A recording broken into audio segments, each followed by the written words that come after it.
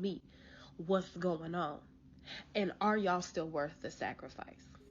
And I think even more specifically, the question is it worth your sacrifice?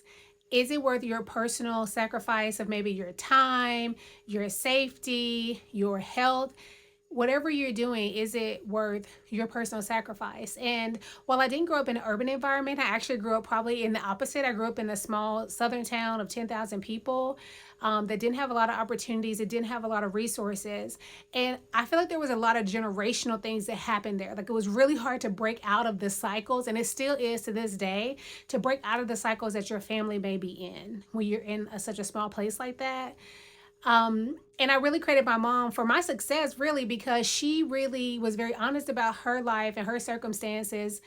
And of course, as I got older, she told me more, but how she got to be in those circumstances. And, she didn't want me to be, and any of her kids to be in those circumstances. And so, you know, that single parent lifetime struggle, she did not want that for any of her kids. And I did not want that for myself either. And so I really saw education as like my way out. My mom always said, pretty don't pay these bills.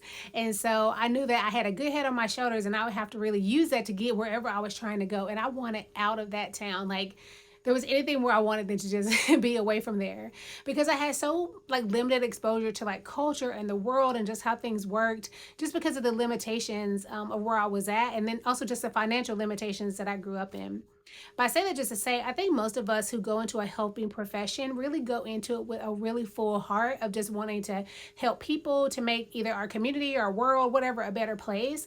And for me, the every step I took deeper into being a physician, medical student, resident, and really learning like how these systems work, how these bureaucracies work, the interpersonal dynamics of teams, getting my master's degree in public health, and really even getting a bigger overview of like the public health system, I really came to understand how many barriers there are to helping people when all you want to do is help. You can truly have these really altruistic motives, just be there to try to do the right thing, but there's so many things in the systems. And then I think, to me, that question about personal sacrifice comes because you're already fighting these systems, right? You're fighting sometimes the place that you work or that you're employed by to make change and to help people. And then when you do get feedback, whether you're like a teacher and you're in education and it's from the students and the parents, whether you're in the healthcare system and it's from, things you get from like, up from the supervisors, and then, direct patient care. And this is a truth that I have come to really accept. And it has really taken me to my mid 40s to accept this, because my mom always would say stuff like this. You know how like people talk about wisdom, and I was like, no, mom, no one left behind and all that. But my mom would say, everybody cannot come. And I think what I've come to understand is everybody don't want to go. And some people don't want to go, and they don't want to change, and they don't want their circumstances to get better because they don't know any different. Like I said, I came from a place where there was limited exposure and limited opportunity. So sometimes you might not even know what's possible. So some people don't want to change because they don't know that things can be different. Some people don't want to change because somehow the dysfunction, the negativity is working for them. They can function in it. Even if they have some self awareness that something about it isn't right or that is dysfunctional, they're used to it and they know how to make it work, so they don't want to change. And I think that's what kind of led to me having part of my moral injury and burnout was the systems, but also just having really to come to the truth for myself that everybody doesn't want to come and everybody can't come. Some people, and I'm saying people just kind of widely, whether that's people you work with, people you engage with, people in the community at large, they will drag you down while you're trying to help. And I think just for me coming to that realization, that's like for me now, just like a kind of a truth that I've come to accept. And I think when I did that, it even made it easier for me to like leave my clinical position and go administrative, because I had to start making decisions about what was going to work best for me personally, my life, my health, my family. And it has honestly been my entire career that I've always thought not that way. I've thought about things that could benefit other people. And when I really had to sit down and say, look, I'm getting sick now. I'm getting stressed now. My health isn't the best.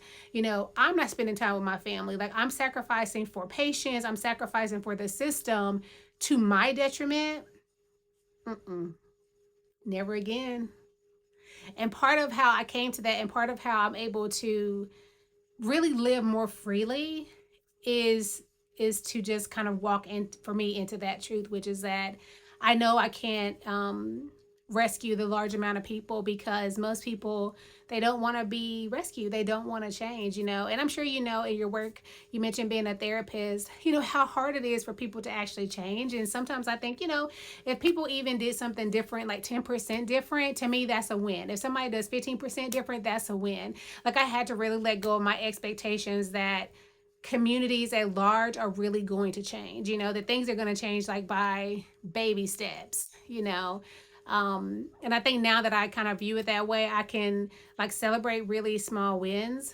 But one thing I'm not willing to sacrifice anymore is anything involving my safety, anything involving my health. I'm not going to do that for other people at my own detriment. And anyway, that's just like a truth that I've had to learn for myself. And I hope that you find the answer to that question in a way that suits you, in a way that feeds you, in a way that continues to allow you to be motivated to do the things that you want to do, and to be in a place where you do feel safe, not just physically safe, but like psychologically safe, so you can pursue all of the things that you want to do. I hope that you find the answer to that question for you that feeds you in a positive way.